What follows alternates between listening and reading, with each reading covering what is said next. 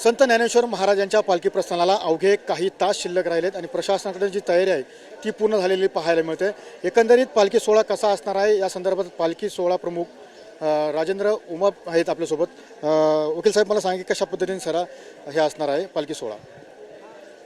आत्ता दुपारी 3 वाजता श्री ज्ञानेश्वर महाराज संस्थान कमिटी आळंदी यांच्यामार्फत श्रींच्या प्रस्थानाचा कार्यक्रम हा संपन्न होणार आहे। यासाठी आपल्याला सांगितल्याप्रमाणे एकच बदल करण्यात आलेला आहे।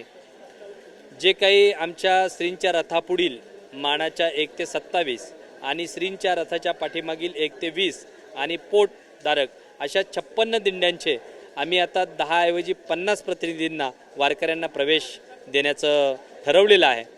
उद्या पालखी सोहळा पुण्याकडे रवाना होणार आहे आणि त्याकरिता आम्ही या पुलाचं जे काय आहे ते स्ट्रक्चरल ऑडिट करून घेतलेलं आहे। त्याचा रिपोर्ट येणं बाकी आहे, परंतु निश्चितपणे आम्ही सदरची पालखी परंपरागत पद्धतीने नेण्यासाठी आपल्या चॅनलच्या माध्यमातून विनंती करतो की सर्व वारकऱ्यांनी, सर्व भाविकांनी, नागरिकांनी त्या ठिकाणी या सोहळ्यामध्ये चरोली फाट्याच्या तिथून सहभागी व्हावं।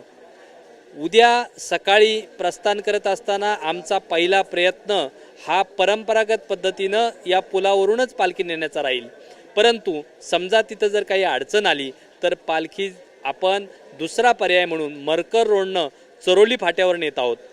निश्चितपणे पालखी ही कुठल्याही मार्गाने जरी नेली तरी देखील ती मर्यादित वारकऱ्यांच्या बरोबरच नेण्यात येईल।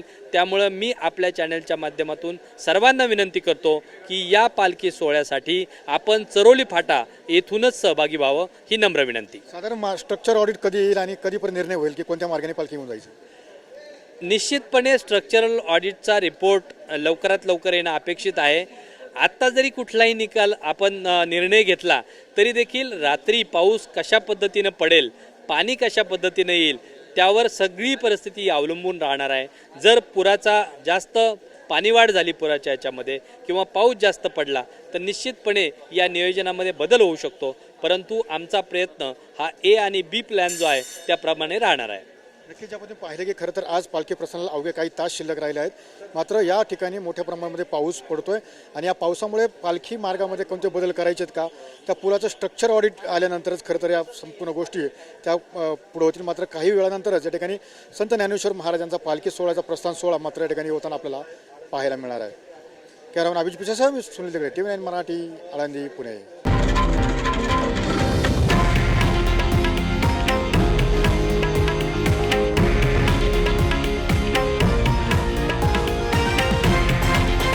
हे आहे देशातील नंबर 1 न्यूज नेटवर्क आणि आपण पाहत आहात TV9 मराठी, एकमेव।